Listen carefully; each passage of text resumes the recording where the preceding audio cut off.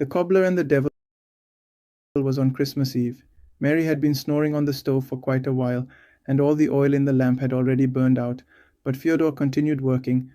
He would have left long ago and gone out on the street, but a customer from Kolokolnik Alley, who had ordered some boot uppers from him 2 weeks earlier, had come to see him the day before, insulted him, and ordered him to finish the work without fail before the morning service. What a life, grumbled Fyodor as he worked. Some people have been sleeping for a while, and others are having a good time, and here I am, working like a mule, sewing for the first person who comes along. To keep from falling asleep, he would occasionally grab a bottle he had left on the table and take a drink, shaking his head after each sip and saying out loud, "Can someone explain to me why my customers get to have fun while I have to sew for them? Is it because they have money and I am poor?" He hated all his customers, especially the one who lived in Kolokolnik Alley. He was a grim-looking man with long hair, a yellowish forehead, large blue glasses, and a hoarse voice. He had an unpronounceable German surname. No one seemed to know what his profession was or what he was occupied with. 2 weeks earlier, when Fyodor went to his house to take his measurements, he had found him sitting on the floor pounding something in a mortar. Before Fyodor had time to greet him, the contents of the mortar flashed and began to emit a bright red flame. A smell of sulfur and burned feathers arose, and the entire room filled with thick pink smoke that made Fyodor sneeze 5 times. On the way home, he thought that no one who fears God could take on those tasks. When the bottle was empty, Fyodor placed the boots on the table and became lost in thought. He rested his heavy head on his fist and sank into thoughts about his poverty, about his sad and gloomy life. Then he went on to think about the rich, their big houses, their cars, and their 100-ruble bills. How great it would be if the houses of those damned rich people collapsed, their horses died, and their fur coats and hats wore out. How wonderful it would be if the rich gradually became poor and had nothing to eat, and he, a poor cobbler, became a wealthy man and strutted. In front of a poor cobbler on Christmas Eve, Fyodor spent a few minutes in those daydreams, but suddenly remembered his task and opened his eyes. "What am I thinking about?" he thought, contemplating the boots. He had finished the work a long time ago, and yet I'm still sitting here. I have to take them to the customer.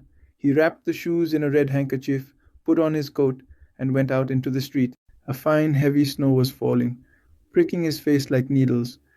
It was cold, darkness reigned, and the ground was slippery. The gas street lamps cast a dim light across for some reason. There was such a strong smell of petroleum that Fyodor was forced to cough and clear his throat. In both directions, wealthy men passed by in their carriages, each with a ham and a bottle of vodka. From the carriages and sleds, rich young ladies looked at Fyodor, stuck out their tongues, and shouted at him with smiles, "A beggar, a beggar." Behind him walked some students, officers, merchants, and generals. And they all insulted him, calling him drunkard, drunkard, godless shoemaker. "You only believe in your souls, beggar." All of that was offensive, but Fyodor kept silent and just spat. When he met Kuzma, a master shoemaker from Warsaw, Kuzma said to him, "I married a rich woman and have apprentices working in my workshop, but you are poor and have nothing to eat." Fyodor couldn't hold back and rushed after him. He chased him until he reached Kolokolny Alley. His customer actually lived in the fourth house from the corner, indeed in an apartment located on the top floor. To get there, one had to cross a long, dark courtyard and then climb a very tall and very slippery staircase that wobbled. When Fyodor entered the dwelling, he found his customer sitting on the floor, grinding some substance in a mortar, just like 2 weeks before. "I bring you your boots, Your Excellency," Fyodor exclaimed with a somber air. The customer stood up and began to put on the boots in silence.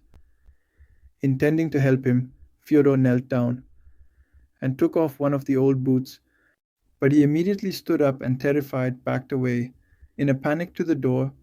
Instead of a foot, that man had a horse's hoof. Wow, thought Fyodor, amazing story.